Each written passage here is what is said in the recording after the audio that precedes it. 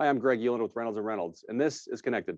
Today, I get to talk with a returning guest, Ken Hill. Ken is the managing director at 700 Credit, and we're going to talk about the rising issue of fraud at dealerships and what dealers can do to protect themselves. Let's get connected.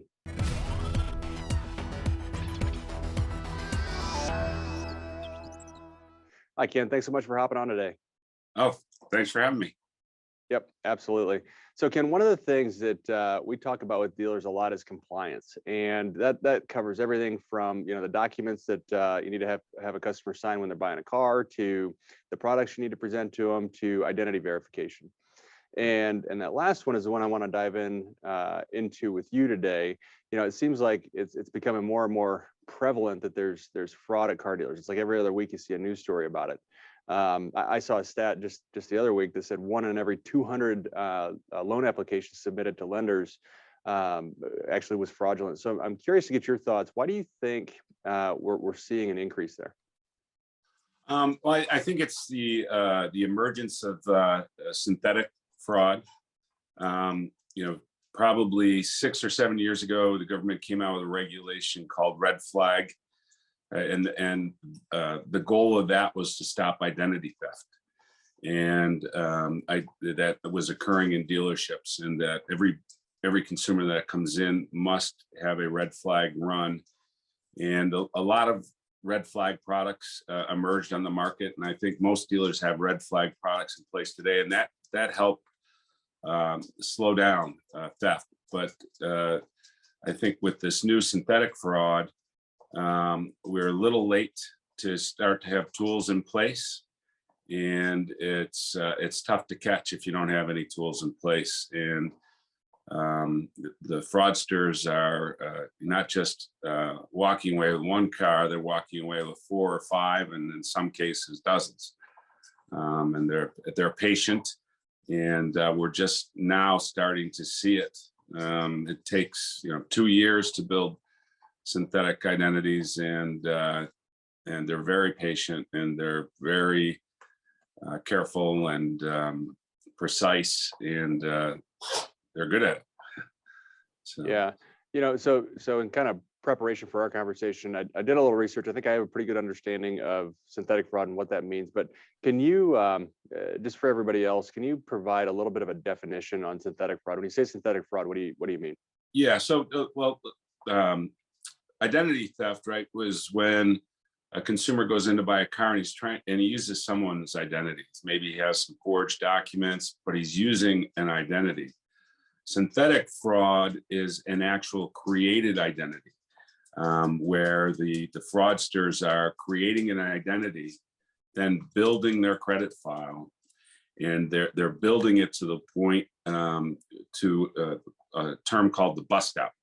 The bust out is when they make their major purchases, and then they walk away, and with everything that they've purchased. And basically, the problem for dealerships is that walking away with vehicles and buying vehicles with false identities is at the bust out. So synthetic fraud is basically, right, they establish it by taking a valid social security number, marrying it with a name and address, and just simply by going to a credit application, online credit application, with using that fake identity, they can fill out a credit app. And that inquiry creates the identity at the credit bureaus. So when you pull a credit report and you get a no hit, the bureau actually creates a file at that point. And the most common case, and these are actual cases, the most common case, fraudsters will pay someone to add that synthetic identity as an authorized user to their credit cards. And so that payment history from that authorized user, their good payment history, good credit line, making purchases, paying it off, that good payment behavior transfers to the synthetic identity. And then the fraudsters continue to build that identity, build by adding cards, adding credit cards, building their credit history. And as I mentioned earlier, they're patient. They take up to 2 years. And at the end of 2 years, they have three or four false identities. They have a very high credit available to them that they'll make, working towards this bust out, they'll start to make major purchases, and then they go out using their credit lines, but then they go out for the big purchases. That's when they go for the car, using this false identity. And if they don't have, dealerships don't have products in place, it's very difficult to detect. Out-of-wallet questions do not work with synthetic identities because most out-of-wallet questions are built around using the same databases that are utilized to build these synthetic identities. So very difficult.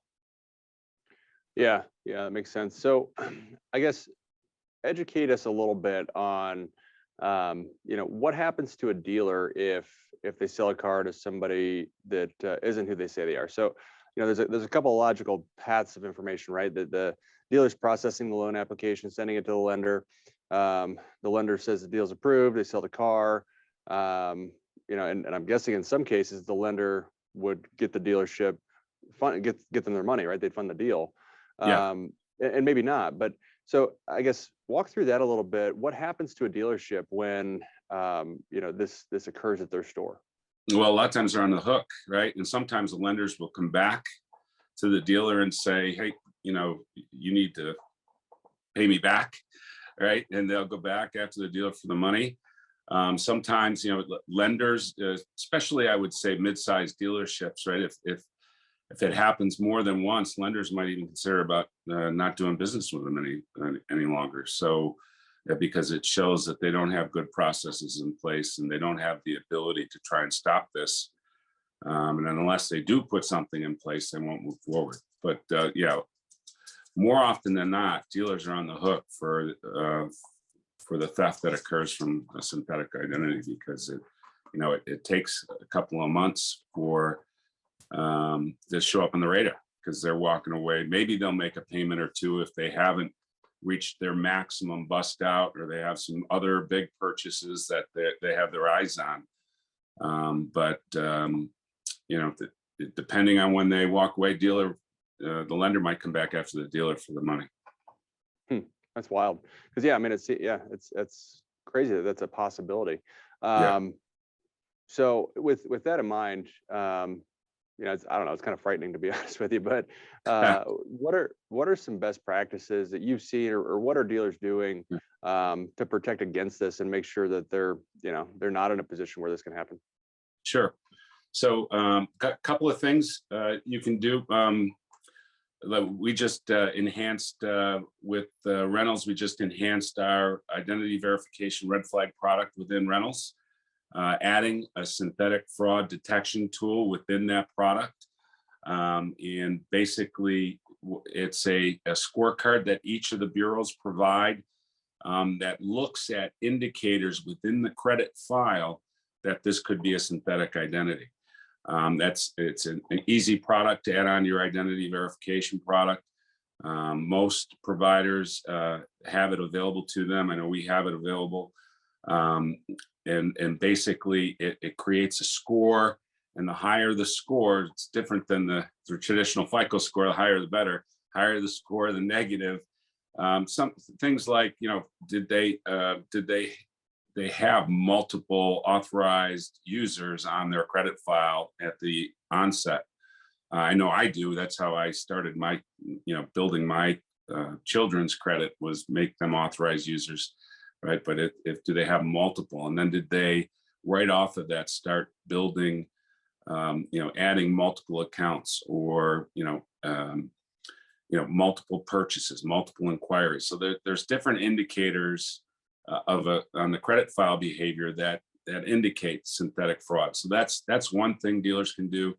The other thing, we did a webinar about 8 months ago, and we had each the 3 credit bureaus on with an expert from their fraud detection departments and their synthetic fraud departments. And the number one recommendation that each of them had was start building a detection system earlier on in the process. And again, we just launched a product. It's a driver's license scanner. You can do physical devices or a mobile scanner where you take a picture of the license and start that process at the beginning, right? Even before the test drive. Dealers are required to get, capture the driver's license anyway. Add a layer of detection there and start verifying the identity there. Driver's license, and most dealers have driver's license scanners in their stores, but they're not, and have available to them identity verification components, but they're not taking advantage of them, right? Bounce it off verify the document. Is it, does it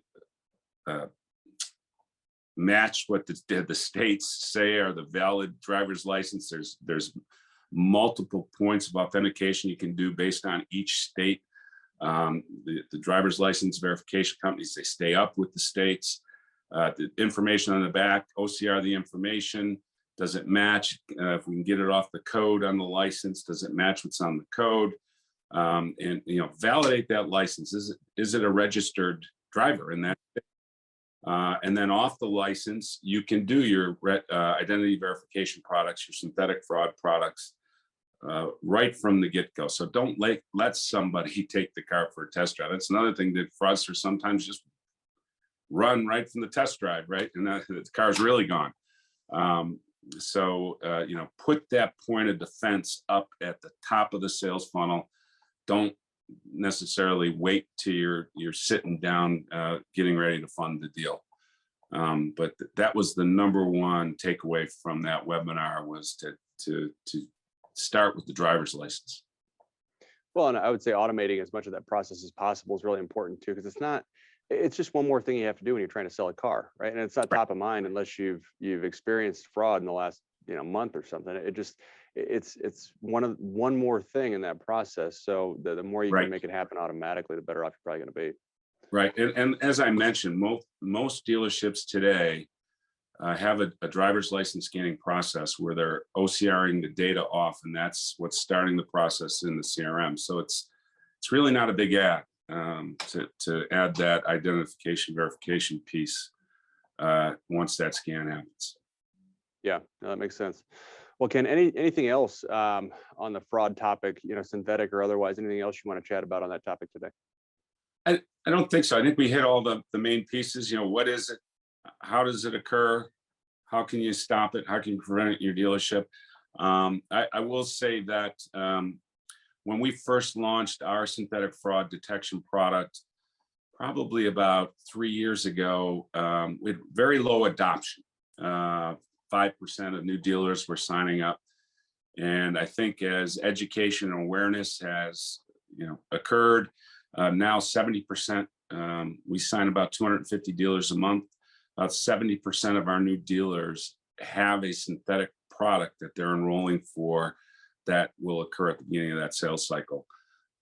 So it's definitely, if you don't have one in place, you're behind the curve. So I would urge you to get one in place. Reach out to your provider, find out what they offer.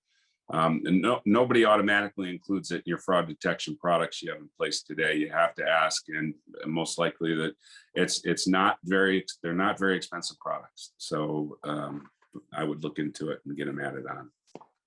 Good stuff. Well, thanks so much, Ken. Really appreciate your time. Anything else? Anything we haven't talked about today that we should, or that you want to at all? No, I think that's great. I really appreciate it. All these tools are available from within Reynolds as well.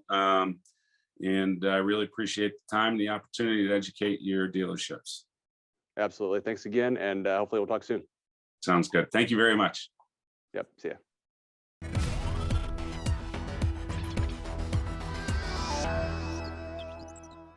Before we hop off, don't forget, you can watch or listen to episodes of Connected on YouTube, Spotify, or Apple Podcasts.